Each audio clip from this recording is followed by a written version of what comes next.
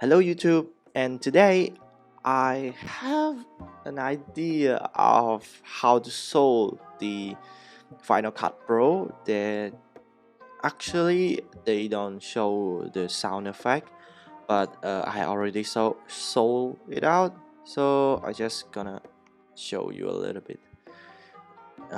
Yes, and before I solve it, I check a solution on the YouTube, and then they said you need to restore Mac OS, and you will get the sound effect. And I don't believe them, and yes, it absolutely make no sense at all. So now I got the sound effect without doing that kind of thing. So here's the solution. So you have to download this file. It's called FCP content. So what it's gonna do is just a package of sound effect, I guess. And yes, just go ahead and install it. So this file I will leave the link down below, so you can just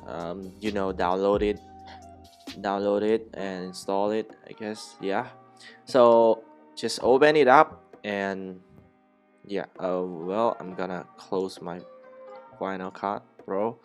Okay, so go ahead and click continue, and if you want to change the location, you can go ahead and click this button and change it. Okay, and click install, and type your password in. So go ahead and type your password in and click install software. So now the installation already successful. Yeah, so go ahead and close it, and you can open the Final Cut Pro right now, or just go ahead and restart your Mac OS for once, and it will come back, I guess, come back to normal. So now wait for it. Yes, so it's load up. See, it's come back. So like this one. Oops.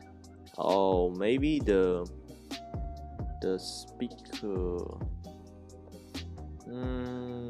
Alright, just it's working. So yeah, I don't wanna make this video too long for you guys. So now, well, Logic Pro X doesn't have. So here it is, the solution. So just go ahead and download it and just install it, and everything will be fine, and it will get to what it should be. So thank you for watching, and if you like this video, click the like button and subscribe for more video like this, and I will see you in the next video. Bye.